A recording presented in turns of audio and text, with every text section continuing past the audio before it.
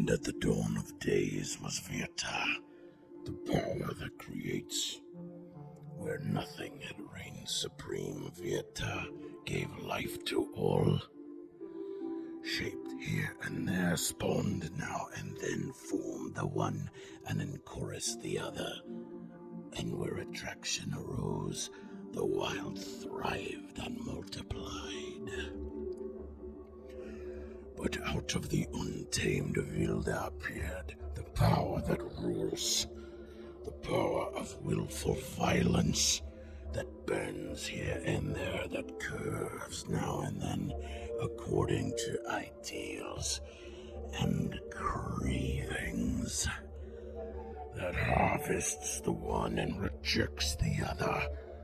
With time, Vilda's appetite grew, and the birth was inevitable. Because violence begets hate, begets wrath, the power that reacts. Born of Vilda's hunger for Vieta's design, Ratha is everywhere and nowhere, always close where mother meets mother, always mounting in strength with the force of the violence. The arrival of the black fruit is fated as inescapable, as terrible. And it happens, has happened, will happen again. The Ratha grows boundless, furious, blind in her hunger. It happens that the blackness grows flesh and spirit and the sharpest of claws. That the fruit sheds seeds that poison the first in the aim to suppress the second. Then dies all. But not you guys. You guys are alive and you're here. And I'm Man Alone. This is my YouTube channel. And today we're going to talk about Solo Symbaroum. And I'm very excited to talk about this. I'm not seeing a lot of videos on this. And I think that's a damn shame because the solo option that I'm going to show you for this game today, it's incredible. Okay, it's probably a little bit different than other solo things you've seen, but the refinement of it is just awesome. So I don't want to waste too much time on the front end here torturing people, but I just want to say this is a long time coming, a video on Symbaroum. I've wanted to solo this game for a while. I love the lore. It's got all the pieces of, you know, your sort of Tolkien-esque elves and ogres and goblins, but everything is just shifted a bit into the mist, into the fog. Like, for instance, the elves, they're in the really deep forest in Davokar. Ambria and Davokar is like the main area that's covered in at least the core game. And they're not like, you know, the elves now. There were pictures of a few of them in the opening montage, and it was they say that they have a ancient pact with the humans that if the humans ever come into the deep forest, like their forest, they can kill them on sight. Of which there's like a little bit of skepticism about that on the human side in the book that gets hinted at. But yeah, so like everything is just completely submerged in this sort of mist. And I was talking about in a previous video, missed opportunities, no pun intended, missed opportunities to really show the game world through characters and through the setting rather than just doing like lengthy lore dumps. And make no mistake, Symbaroum does have a good amount of lore. I would say it's less than Coriolis, more than Dragonbane. But it's really the art that is incredible. So this is the core book. I must be the only person in the world that has a soft cover of this, but I'm not going to like, you know, I'd like a hardcover, but I'm not going to buy that because that would make no sense. I'm not somebody that like recklessly spends on things. These cards were very difficult to get. I finally found these on eBay. And so I have like everything to solo, but one of the problems is that I'm just so tired. But it's hard for me to resist just diving into this book whenever I can. Martin Grip does art for this. Johan Noor does graphic design. And these pictures, they're incredible. And they have this sense of scale that I really, really like. Just like the enormity of this world and how insignificant, like the individuals are. They're almost like ants scurrying around just trying to get any footing. But then they have these pictures of these huge beasts, and it's just so awesome. I mean, like, this is so cool. And the lore is awesome. The art is awesome. So there's a little bit of a, let's say, a difference of opinion for some people who feel like the Symbaroum system is really great, and other people feel that the Symbaroum system is limiting, especially in later game. Now there is another version of Symbaroum called Ruins of Symbaroum that is by Free League, but that is the 5e. It's like an adaptation of the lore to 5e, which I don't have. But this one is interesting. It's a D20 system, but all the roles are player facing, and so a little bit different on the GM side. And then there is, and I have as well, I'm not going to pull them out right now, but they have a Monster Codex, Core Rulebook, GM's Guide, and they also have a Advanced Player's Guide, which, let me tell you, have you ever picked up an Advanced Player's Guide and you're like, this isn't really advanced, it's just, this is an Advanced Player's Guide. Like, sometimes I read it and I'm like, man, it's all awesome. It doesn't seem like anything is ridiculous in there, but I'm like, wow, this is truly advanced, which I think is great. I think that's how it should be. But yeah, there is a lot of lore in the game. Now there is, I've toyed with a lot, like creating a solo system that's based around exploring the ruins. That seems to be where there might be a loop, a steady loop in the gameplay. But, other solo supplements I've seen, they just do not take into account the importance of the lore. Yeah, so that's like a summer elf. Beautiful, beautiful. Look at that. So just like Legolas.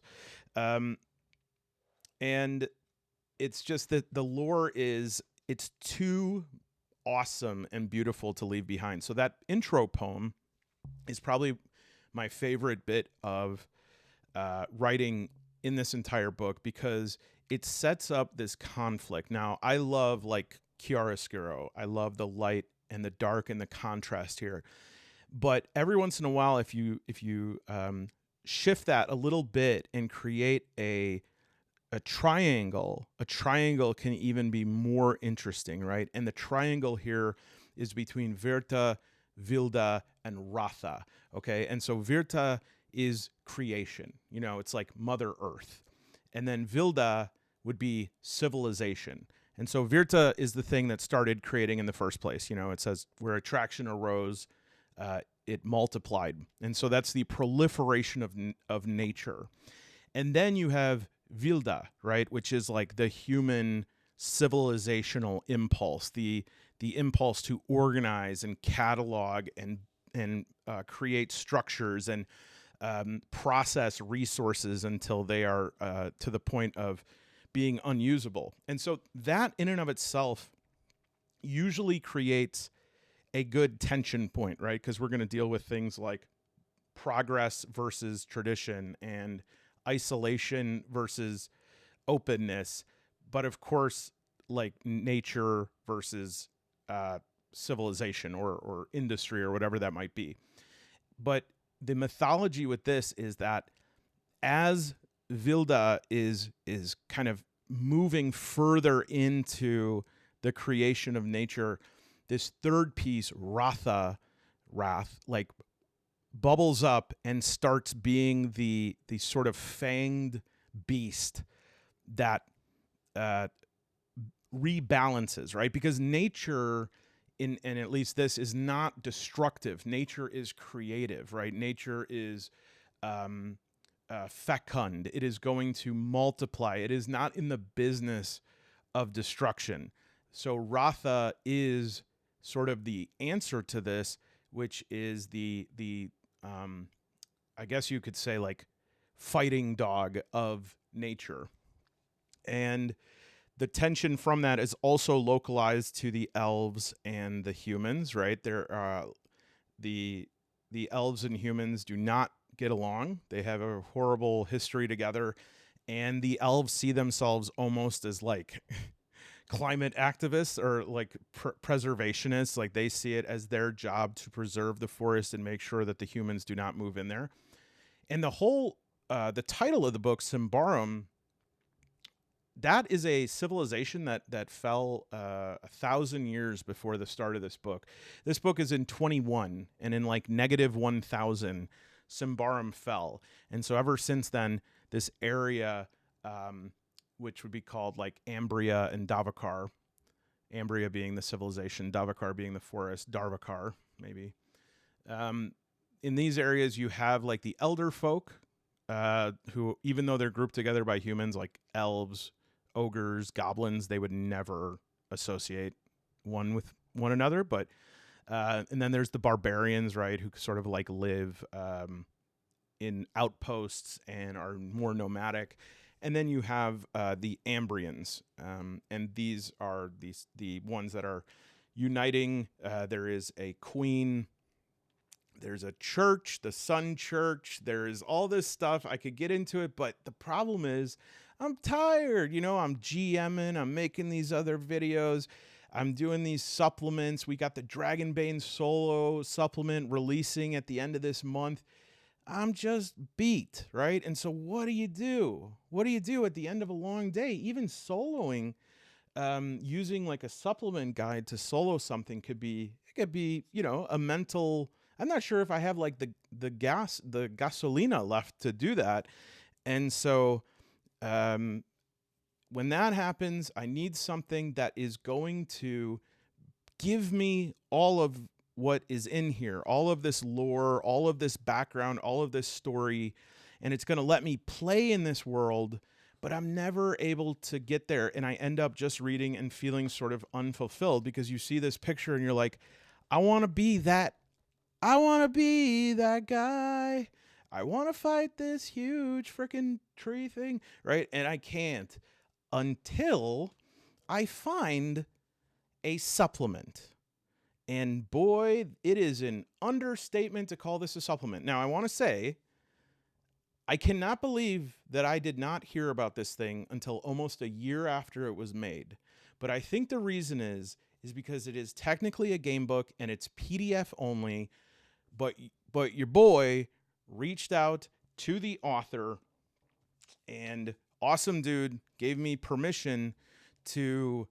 Now I did this myself. I have a printing press, let's just say, and I did this. But Paladin role playing, this was bound into a book. Now this you cannot buy this book, right? Because Free League, if it's a Free League. What's that called? Free League Workshop. You can only do it in PDF, right? And so Neil Kingham right here, and the information below to the website so that you could pick up a copy of this if you'd like. I think it's on drive-through for about $20. I went a little further. Rather than like printing all this out and stapling this, I went ahead and got it printed, but you cannot sell these. And after this video is done, I'm going to burn it. Okay, I promise. But yeah, it's however you want to deal with that is up to you. But it is a game book that is roughly, well, I don't even know. It's got to be 300 plus pages. Okay, and I have not really gotten into it yet. So I thought that I would get into it with all of you right here on camera. And speaking of camera, really quick before I pause and switch my place over, I just want to say that all of those who are ready, waiting and ready for me to start doing some overhead Mutineer Zero Zone Wars, maybe some kill teams, some Rangers of, what is it, Shadow Deep? I have it. It's right there, but I can't read the second part. Shadow Creep. I do have this is a faux pro, right? It's like a lower end option, but I want to thank all of the members who allowed me to get this and a fold out table. I am wasteful, but I'm also cheap, and so I found all of that for about $125, and I was able to do that because of the members, because of the people who listen to the podcast. Thank you to those who invested beyond that. It's just like really absurd, unbelievable, but amazing. Saint Solo, thank you. Real name, thank you. Old Desert Gal, thank you. And so the last piece of that I have to get is sort of a rig so that I can film from top down. But I am very excited about that, and to be continued on that front. Okay, I'm going to put these other books back so I have the full gaming space. Okay. I should have added that if you would like to become a member, you can click join down below. We put out a podcast every week. We are also crafting a Discord right now, and a few individuals who are helping us with that can attest that it's not mythical. It will be here soon for members. So please consider joining, and I can get even bigger tables and even bigger GoPros until I have a GoPro that's the size of my head. Okay. So I did print out, there is a player sheet for this, or a character sheet, and it is a little bit different. So the supplement is actually called Tower of the Lich Lord. Again, that's by Neil Kingham on mythbound.co.uk, link below. And it has two parts to it, but let's just take a look here. Beautiful layout at the front. So we have name, class, so we're able to choose all that. Toughness, defense, corruption. That's a big piece of Symbaroum, like accruing corruption. And then we have the stats, most of which I believe are the same as the core game. Accurate, cunning, discreet, persuasive, quick, resolute, strong, vigilant. Skills, equipment, clock tracker, event tracker, and that's going to be great that's what's going to lift a game book to the next level, is an event tracker or a keyword tracker, they call it in some games. I played a lot of game books in a way that's been a gateway to solo gaming, and I can tell you the ones that have keywords are the ones to go after, because those create a continuous sort of tag that follows you and alters events. So in like CRPGs, this would be called like reactivity. That's going to increase the reactivity. So we have companions, attack bonus. It looks like you'd have up to 2. And then we have a combat sheet. And the combat sheet does look pretty interesting. I briefly breezed through that, and I'm like, that looks like it's either going to be really awesome or going to be something that we just go, okay, well, nice try. But either way, we love to see new things and new experiments. So, Tower of the Lich Lord and Matthias Hake. I don't know how I'm ever going to say that, but this is an individual who you will be able to find in the front of the core book here, I believe. Well, there's Matthias Johnson, Matthias Lilja. Well, anyways, I know. Here's what I do know. I know that, and Neil, if you see this, maybe you can clarify. But I know that there was a person who was involved in Symbaroum that actually has played this book and says, "Oh, this is like everything I ever wanted to see in like a Symbaroum solo supplement." So I'm going to take a look really quick. Okay, never mind. Yeah, this guy's a nobody. You know, he's only, look at these, minor league. He wrote. He was on the writing for FAYCE. Oh my gosh, yeah. So he's done quite a bit here. We could say this Matthias Hake, Haake. So, anyways, yeah, this dude helped out a lot on it, and so it is a, it's a free league workshop thing, but there are different levels of that. And I would say if you have one of the writers of Free League Workshop giving positive feedback about your work and supporting its creation, then I would say that's pretty good. Okay, so let's get a little bit of a zoom in here. This game book's not meant to be read like a normal book. Don't read it in order, and read it in the introductory sections first and then the numbered one. So a lot of game books go with this way. Continue in this manner until you reach a section marked with the end. There are multiple endings to the story. If in some of them you die, some of them you succeed, and there are multiple paths and various ways to win. Great. You will need a set of polyhedrals. And I think... let's see, we need a D4. I think I have most here. Oh yeah, I have my actual rollable D4.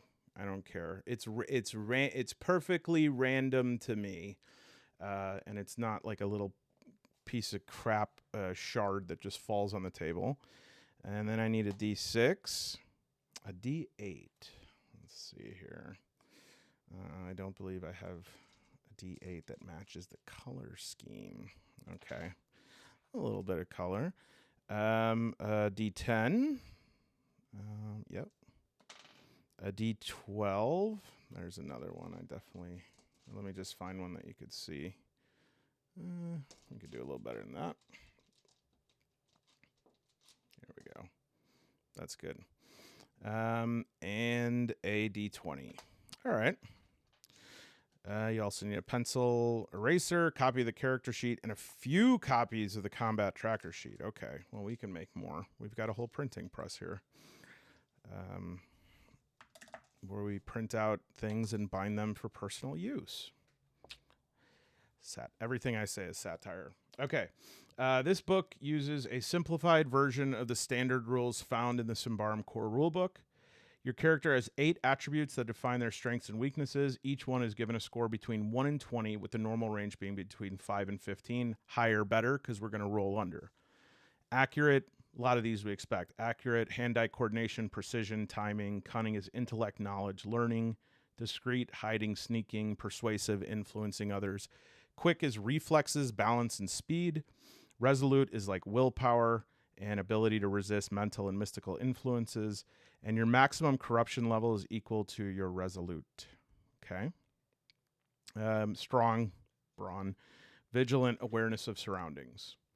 So derived attributes then would be your maximum corruption level, your ability to resist the forces of corruption. You'll need to keep track of your current corruption level, and you will gain corruption with exposure to corrupted creatures, locations, and items. If your total corruption ever reaches your maximum corruption, the darkness overwhelms you. You are transformed into a raging, mindless blight beast. Hell yeah. And your adventure ends there. Your current corruption can be reduced by certain elixirs, like purple sap, but can never go below 0. And then toughness is your hit points, defense, your ability to defend yourself, and your defense is equal to your quick value. Your initial toughness is equal to your strong, but has a minimum of 10. You lose toughness when you're wounded. All right.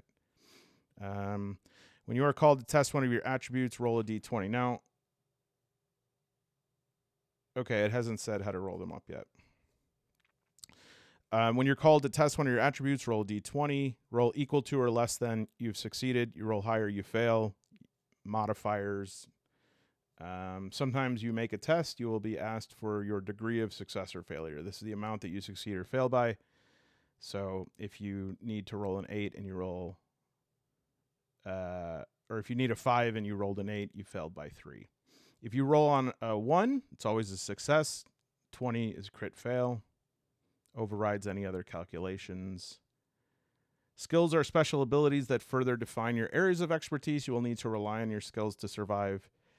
You start the game with 4, so we have to choose these. Acrobatics, Beast Lore, Bushcraft, Feat of Strength, Lore Master, Natural Warrior, Pathfinder, Poison, Resilient, Recover, Trapper, Witch Sight. Come on, dog. I gotta take Witch Sight. Okay. This book uses 2 different kinds of trackers. Clock tracker, keeping track of how long you've taken to reach your goal. At certain points in the text, you'll be told to mark off a section of the clock tracker. And just so we know, just so he knows, just so he knows. We're not going to go really into the book. I want to preserve, since that is the one thing about a game book. Yes, there are different possible outcomes, but it differs from an open-ended solo RPG in that, that's very much endless possibilities, whereas here I don't want to ruin any of it. So we might take a look at the introduction, maybe a few of the numbers, but if you are interested in it, hopefully you can pick this up. Then we have the event tracker. This is a way of recording certain events that occur. You'll be told to mark different event trackers. When to do so, just put a tick in the appropriate box. Use a pencil. You may have to erase them later. Well, do ye. Companions. If you find yourself traveling with companions, you can add them there. They'll fight by your side. Items. Characters. Okay. You can create a character from scratch, or if you want to get going straight away, you can choose one of the ready-made archetypes. Warrior, Ranger, Witch Hunter, Scout, or Researcher. To create a character from scratch, follow these steps, filling in your character sheets as you go along. Well, let's just see how to do this. Distribute the following values among the 8 different attributes as you see fit. So first of all, my character's name will be Jorma. My character's name in every game I play on this channel from now into death will be Jorma. And we'll say that Jorma's last name is... That could be, unique. And by the way, I've been seeing some comments about how I hold my pencil. Worry about your own pencil holding, all right? This is how I learned it. I'm left-handed. I've been bullied by you right-handed people my whole life. The last thing I need is to hear that I'm holding it wrong. I held it whatever way I could because I didn't get any teaching on it. The nuns used to make me not use it. And I still play hockey with my right hand. You have no idea what that goes through. So my last name, I think, will be Nabisco. That seems like a really strong in-universe name. Jorma Nabisco. And we have 5, 7, 9, 10, 10, 11, 13, 15. So we'll say, toughness-wise, I want to have a pretty good starting here. So what was toughness related to strength? Your hit points or current level of vigor and physical stamina. Your initial toughness is equal to your strong, but has a minimum of 10. Okay, so we'll say we will give 13 to strong, and then that will be my max toughness. And let's think of what I don't. What's 5? You know what? I'm always playing these big brontosauruses. Let's do this. Why don't we let's make a ranger. So we'll go quick. Will be 11.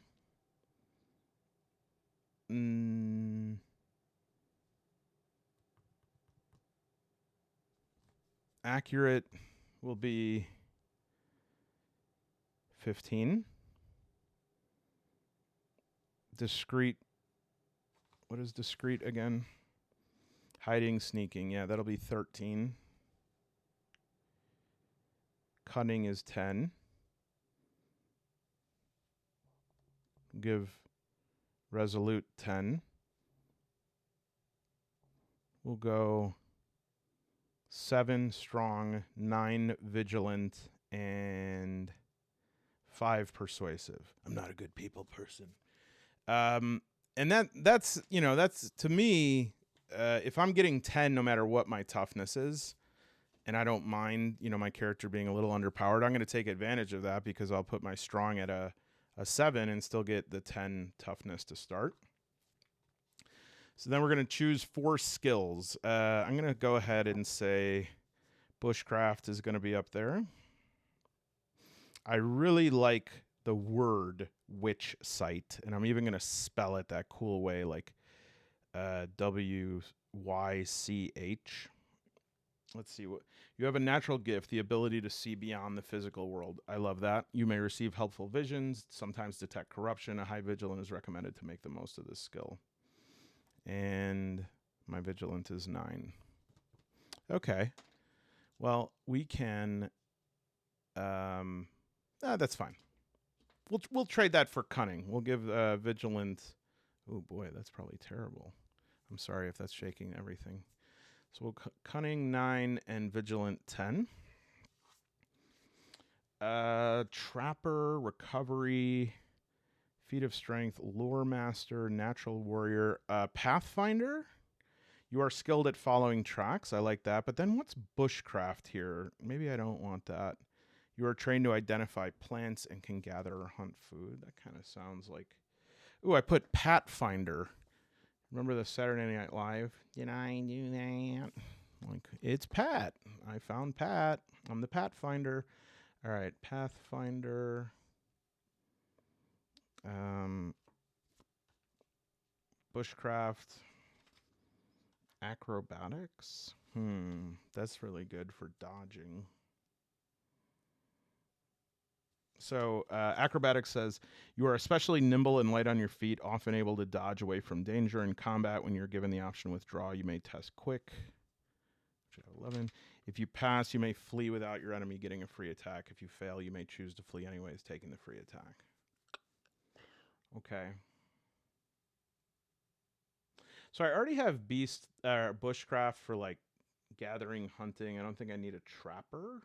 Oh, well, a trapper is not like a animal trapper. This is I can actually disarm traps. I'm going to go with my gut, and we will say acrobatics.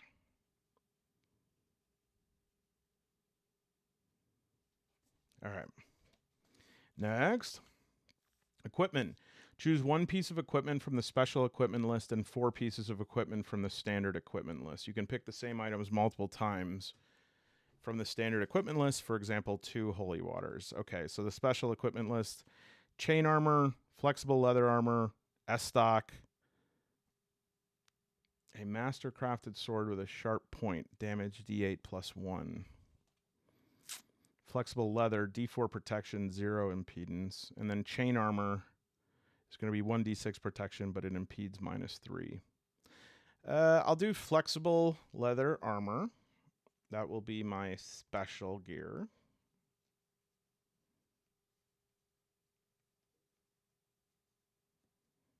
And then from the standard equipment, we have holy water, which is healing, 2 toughness and reduces corruption, poison, antidote, purple sap, an elixir made from a rare plant from Davokar, lowers your corruption by D4. I'm going to take a sword. And a sword is going to do D8 damage. Oh, what am I talking about? I'm going to... shoot. Yeah, I'm going to take a sword and a bow. I can't help it. I want to be different, but I can't. And then, sounds like the best idea here would be to holy water, which gives me a little bit of toughness healing and corruption healing. Not much, so we'll try to get more stuff, but I think that's a good starting. And just so I know, let me look at the ranger here and how it measures up.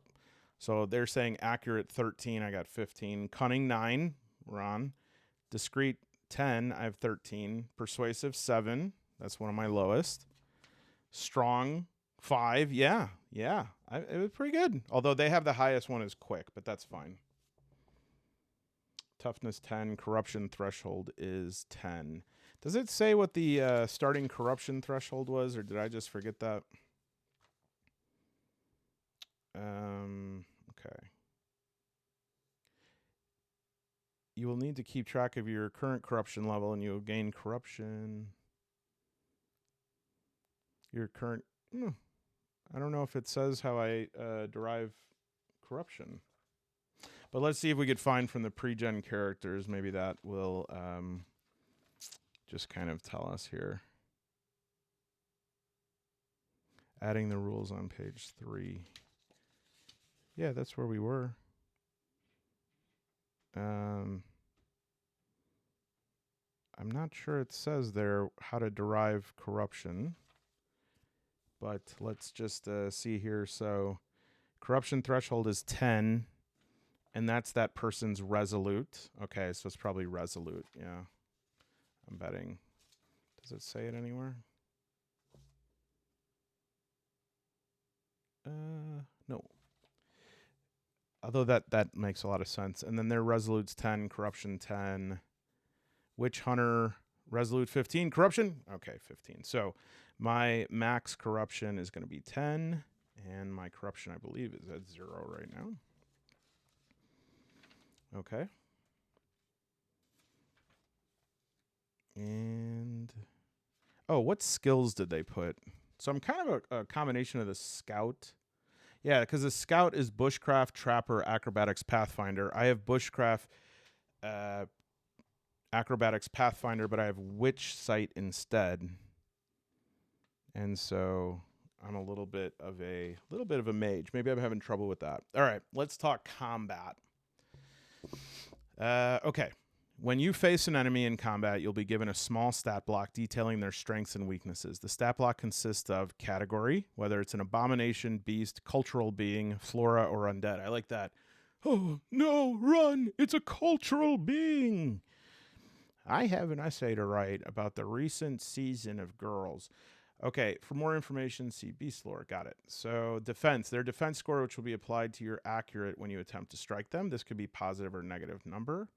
The lower the number, the harder they are to hit. Okay.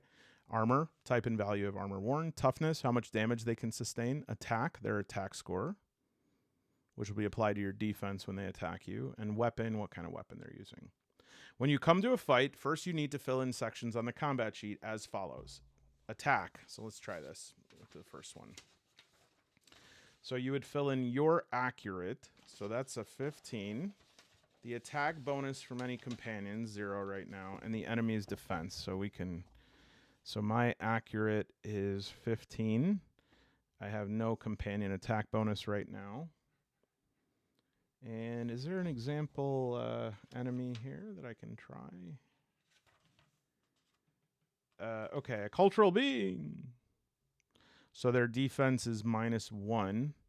So that means my attack roll is 14, I guess. So I got to roll under 14 because their defense is -1. And then fill in your defense. The defense bonus from any allies and the enemy's attack. Okay. So the attack for the enemy will be +1.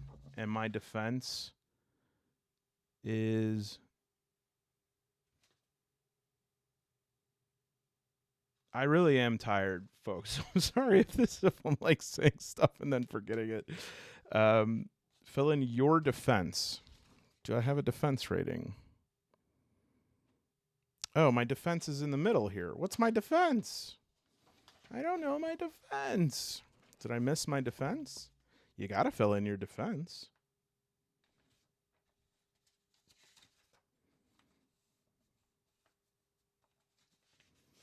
Okay.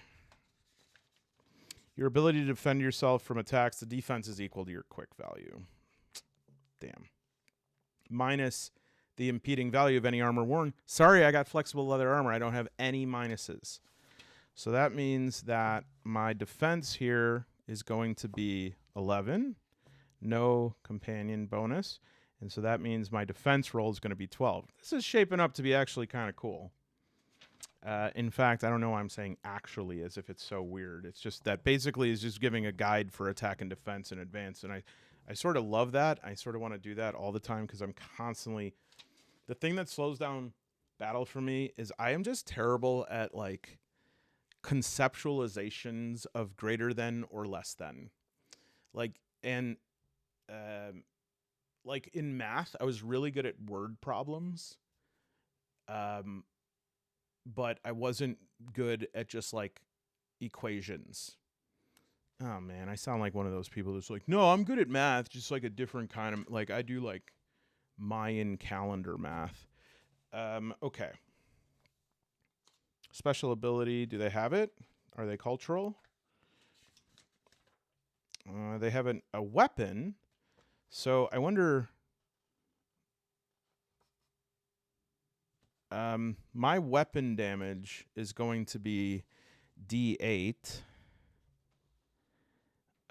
Beast Lord damage bonus, don't have any of that. And then opponent's armor. Their armor is 1. And enemy damage.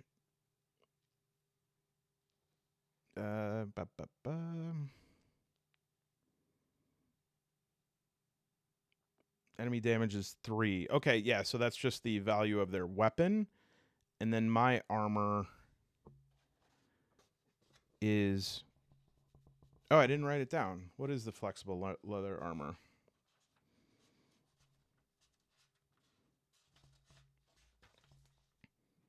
D6 protection, or no, I'm sorry, D4 protection. So my my armor is a D4 protection. I'm curious about that beast lore damage thing, but let's just hold off on that. All right. So attack, fill in your accurate. Okay, we did that. Defense, special ability. If the enemy has a special ability, record it here. Nothing. Once you've filled in these details, you're ready to begin. The fight will progress in turns. For each turn of combat, follow the 4 steps on the combat sheet in order as follows. You attack. Oh, okay, so they're numbered. They're actually numbered if you look in the top left. This is great. This is a great sheet. What a wonderful layout here. Roll a d20 for your attack roll. Well, I certainly will. You need to get equal to, yeah, so it's roll under. So I need to get under 14, and that is being modified by the enemy defense, which makes them harder to hit. So I'm going to try roll under 14. Hey, I got a 1. That was a terrible roll, but so that would be an instant success, but let's just... That's an instant failure as example, folks. Good, 12. So I rolled a 12. If you succeed, roll damage according to the weapon you're using. And so my damage is a D8.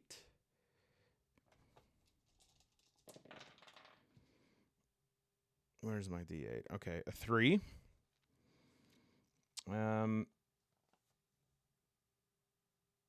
Add any companion damage. The damage bonus for Beast Lore. I'm sorry, but I got to look up Beast Lore here, that it's giving a damage bonus. I didn't know that that was part of the deal. Your training and experience allow you to identify the strengths and weakness of different animals and enemies. In addition, you have specialized in one particular category of adversary, and when fighting creatures of the chosen type, you add an extra D4 to your damage. Choose between abominations, beasts, cultural beings, flora, undead. So cultural beings are humans, elves, trolls. Flora is if you just like beat a plant's ass. Undead, yep. Beasts, yep. Abominations, thoroughly corrupted. So I'll go with what I did, but that's interesting. Okay, that's an interesting little twist. You figure you're left with is the amount of damage you cause. Reduce their toughness by that amount. If their toughness reaches 0, you have 1. Stop the fight and turn to the next section. So, my cultural critic, they're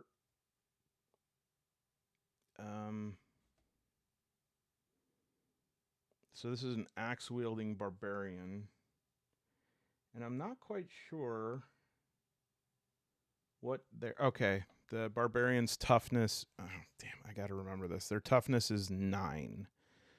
So where do I put that? I don't see a slot for that. Interesting. Okay, well, I guess I'll just keep track of that separately. You'd think there'd be somewhere where I could, like, keep track of their HP. Ah, where it says enemy toughness. All right, so 9, so we'll do -3. And just to remind us, my toughness is going to be 10. I'll put that down here. I'm terrible at... I'm terrible explaining games. When the enemy attacks, roll a d20 for your defense roll. Okay, so once again, it's player facing. 14. If you succeed, you defend against the attack. I don't because my defense roll is 12, so I did not succeed. If you fail, they've hit you. Roll your armor, which is a d4.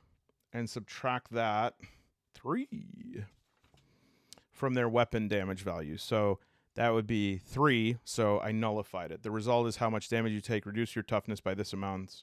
There's no rule. Sometimes there's a rule in Free League games that are like, it always has to at least be 1. This doesn't look to be the case, which is good. In these games, it's pretty precarious. So, and then I guess we would like X off round 1. Special abilities. Some enemies have special abilities. The text will tell you when this is the case and what to do. I almost want to see a special ability, but I don't want to spoil anything. Like, what's an example of a special ability? I'm not even going to look anything else. I don't want to know, but I want to know. Here's me before. I don't want to spoil anything, then me. Let me just go to the last page of the book and take a look here. Dang. I cannot see any special abilities. I just want an example of one. That's all. I'm not asking for much.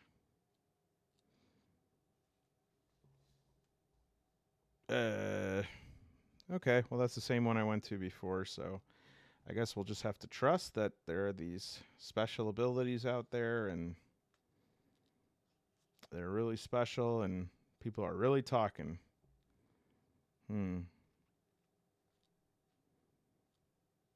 Okay, well, maybe we'll find out later. Turn tracker, mark off 1 turn on the turn tracker. This is what I was interested in. Like, why? Is there something about the rounds? Remember, each time you roll, you're rolling to see how effective your actions are. You don't ever roll for the enemy. So when you attack, okay, that's good. That's good advice.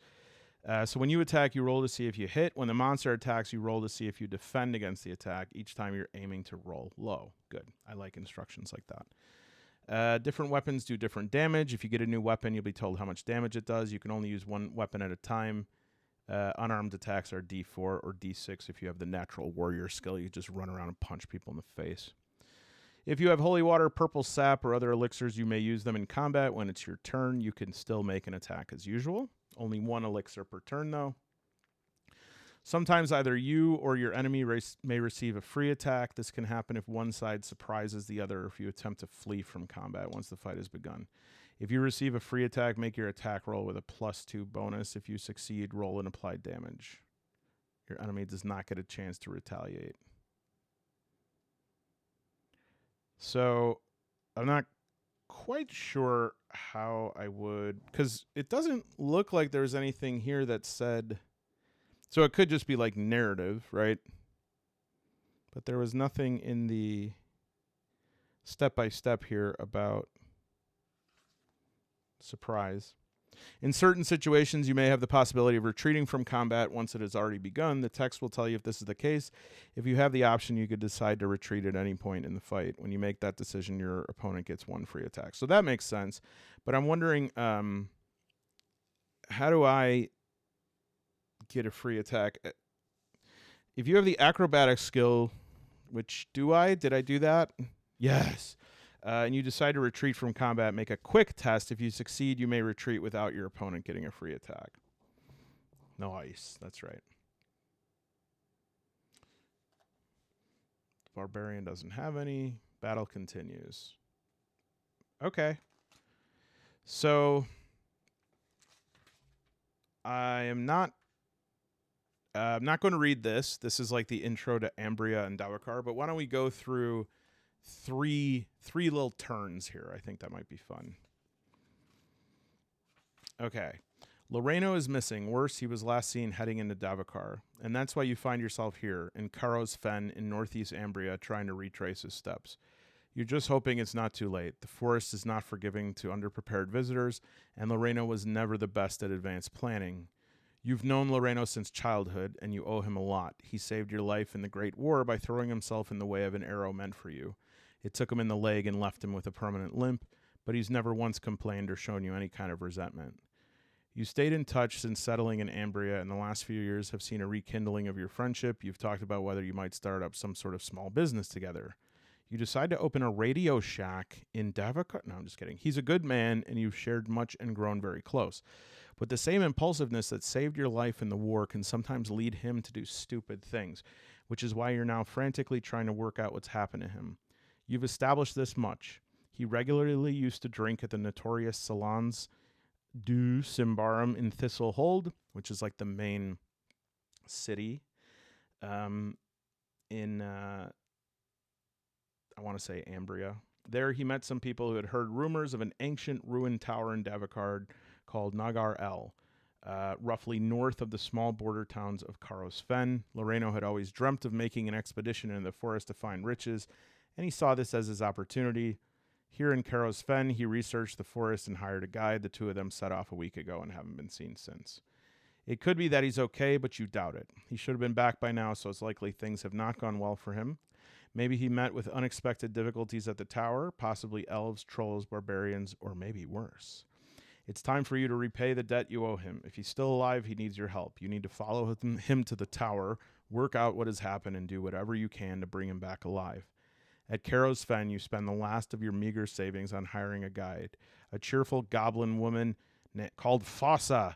She is a tracker rather than a fighter, but she is handy with a bow. If it comes to combat, she will keep her distance and support you with her arrows. Mark her down on your character sheet. Okay, so we got a FAYCE. So FAYCE Goblin. I mean, I'm not saying that's her surname. FAYCE Goblin at your service.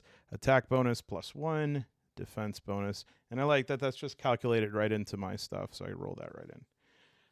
She knows the area well. She's never been to the ancient tower, but knows roughly where it's supposed to be. Time is of the essence. The longer you take, the worse it could be for poor Loreno.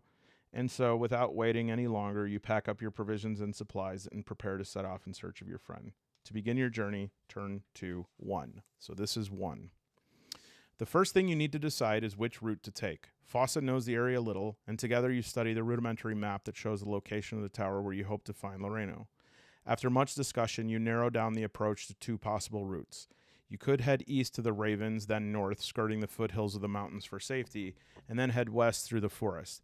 This would reduce the time spent in Davokar, but will be slightly slower, Davokar being the forest and dangerous. Or you can take a direct route through Davokar. This route has an advantage of speed, but will be more dangerous. You ponder the choices, struggling to make up your mind. I don't know. It feels important to get to the ruins quickly to try and save your friend, but you're no use to anyone if you're severely injured. But there's no more time for planning. You must set off. Oh, we're going to the faster route. Are you kidding me? I don't like that. That's very far in the book because it's going to be like, you have died. 370. We're going to go straight through the forest. Okay. Shiver goes down your spine as you set off into Davokar. Although your journey will keep you in the lighter part of the forest, that doesn't mean it will be safe as you step. So that's another thing in Davokar. It's like there's light forest, right, which is relatively safe. And then there's dark forest, which is like not safe. And then there's one in between. I forgot what it's called. But yeah, like the darkest part is like you can't go in there. I think the elves live there or on the one right outside of that. It's not as important right now. Okay. As you step into the tree line, you begin to remember all the stories you've heard about the terrors of the forest. You pull your cloak tightly around you and make sure your weapons are to hand. So this is really good too. This is already telling me right now that if you want to learn more about this game, what I'm thinking here, and I hope I'm right, is I can get a lot of the background lore and I can read it in this format rather than trying to like study it from the book as if it's a textbook, especially if you're GMing or starting a new session. Maybe this would be a good tool. Autumn is beginning to turn into winter, and the wind is bitter. A few leaves still cling to the trees, but most have fallen. The ground is thick with them, and the recent rain has made them slippery and treacherous. I'm going to have to fight a leaf. Half a day in, and your fingers are already aching and numb with cold, even through your gloves. You're thinking of stopping for a break and some food when you're startled to see movement directly ahead of you. As a figure steps out from cover behind some shrubbery, you stop, gesturing to FAYCE to do the same. The figure strides towards you, relaxed but confident, almost feline, and you soon see it's an elf. Crap. She stands just under 6 feet tall with a slender build, long ash-colored hair, and the typical large almond eyes and pointed ears of her kind. You spot some sort of armor under her pelt cloak, and a sword hangs from her belt. Stop, she says, her words thickly accented. Okay, so stop. She is clearly not at home speaking the Ambrian language. You know that the elves consider the forest to be their territory and do not welcome intruders. You will have to handle this with care. We're just going to make a vigilant -5 test. So my vigilant is already 10. So we'll go under 5, 9. Okay. If you pass, turn to 5. If you fail, will you attack the elf? Try and negotiate with her, turn and run. Folks, come on. You know what I'm going to do. I'm going to attack. Which is not smart. For my character, would not be smart, but I do want to try the mechanics. All right. You ready your weapon as the elf in front of you also draws her sword. Next to you, you're aware that FAYCE is doing the same. For a brief second, you all pause, sizing each other up. Nice sword. Then time speeds up. You roar a battle cry, and suddenly you're fighting for your life. Turn to page 286. So this could be like a stock elf combat. I see a special ability. Elf Warrior. Defense -2. Armor 2. Let's just fill it in. So I now have some companion sauce. So my accurate is going to be 15. My companion attack bonus is 1. The enemy defense is -2. 16 -2. My attack roll is 14. My defense is still 11. My companion, do they have defense? No defense bonus. And enemy attack is 0. Okay. And their weapon is going to be 4. Sword is 4. So their defense roll is 11. And their armor, my armor is D4. And their armor is 2. No beast lore. Damage bonus +1. And a weapon damage of, what, D8. Dang. This will be cool. All right, so let's try it. Oh, special ability. As you fight elves hidden in the treetops, rain arrows down on you bastards. Every turn you take 1 damage, ignoring armor. 1 damage turn. No armor. To flee the combat, roll a free attack for the elf, and if you survive, turn to 335. I'll try to win. Okay, so this makes sense about the turns. If you win in 5 turns or less, turn to 83. I'm gonna win. All right, so attack roll. We got to roll under 14, and we roll a 17. So I fail, and then my defense, I have to roll under 11, and I roll an 18. So I lose that. And the enemy is going to hit me for 4, but I've got some mighty armor. And that takes 3, so I am only down... What's the toughness here? Their toughness is going to be 10, and my toughness... Well, it'll be on the sheet, but I'll just record it here. So my toughness is going to go down by 1, so it's going to go to 9. And then... I also have 1 damage per turn, so I'm down to 8. Okay, turn 1 is over. Not looking good, folks. But I'm going to rally. I got an attack roll of... Wait a minute. Do I have anything that could help me in combat? Witchcraft, Pathfinder, Bushcraft, Acro... No. Well, I have some help escaping. We might need to do that. Let's reroll. Oh, come on! 18 again. You got to be kidding me. All right, so I miss, and then can I defend? Yes, a 1. So total defense, but my life is going to go down to 7.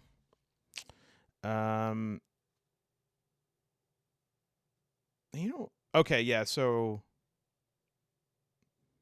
I don't think there's any advantage to crit on defense. It just means that they were not able to attack me. I could, I guess, improvise and say I don't get the 1 damage, but I don't think we're in it enough to do that yet. I'm going to try attacking, well, once or twice more. 13, finally. Okay. So I roll a 13, and I have D8 damage, +1. And their armors too. So 5, 6. So I'm going to hit them for 4. So they're down to a 6. All right, we're back into it. And now a defense roll of 5. Nice. Did not hit me again. Now we're tied at 6. Let's do it again. Under 14. 7. We got it, baby. We're going to roll another 8. +1, -2. Booyah. 6. +1, 7. -2, 5. This chump is on their last legs. They got 1 HP left. I say, I haven't been tracking the turns. And they say, what? And they go, I don't know what I meant. Defense roll, come on, under 11, 17. So they are going to hit me for 4 -2. So they're going to hit me for 2. I'm down to 4, down to 3. If I don't do this, I might have to run, but who knows. 12, yes, we hit the attack, and so this is just going to put a nice arrow. 3 damage, +1, 4, -2, 2, perfect. They're dead. I'm down to 3. I maybe should have used holy water, but I did win in 5 turns or less, so I'm going to turn to page 83. I'm really liking this, and I got to tell you, there's like a bell curve for game books. Because, like I said, I've played quite a few game books, and you want them to have customizability and complexity so that it feels like more than just, you know, the choose your own adventure you did when you were in 3rd grade. But some of these are so, man, I have this one that I tried playing. I had to like manage a crew, an army, and I had to like buy boats, and then it would be like, if you have more than this many boats and you own this much land, and I'm like, man, come on. With one final blow, the elf woman falls to the ground and is still. Wasting no time, you survey the surroundings, looking for cover from the archers in the trees. But with their leader down, the elves seem to make a decision. The arrows stop. There's a rustling in the leaves. Within moments, all of them have fled. A gurgling moan from behind you makes you spin around to see FAYCE lying half-propped against a tree so soon. You run over to her, and you can immediately see that she's mortally wounded. Blood pools on the ground around her, soaking into the fallen leaves. Her face is pale. Her half-open eyes show no recognition. This is why I didn't use holy water. This is why I didn't use holy water, folks. If you have a holy water, you can save FAYCE. You know what? We're going to leave it right there. We're going to put Orville Sinnett's obituary bookmark in here. And I'm excited to keep going, but I don't want to spoil it for you. I would rather that you head on over to Neil Kingham's page on DriveThru and pick up a copy for yourself. Thank you, Neil, for giving me permission to use this, let's just call it ultra stapled book. And I hope that some of you will consider grabbing this as well. And just so you know, I didn't get any of this for free. So this is not an endorsement video or anything. Well, I guess I do endorse it in that way, but yeah, I'm not shilling or anything here. I think this is actually really cool. And I'm really liking what I'm seeing so far about the lore being baked into it, because Symbaroum, it could be a lot. So this might be a nice way to passively absorb that. So I think that's pretty cool. You let me know what you think. And yeah, I think this is where we, part ways.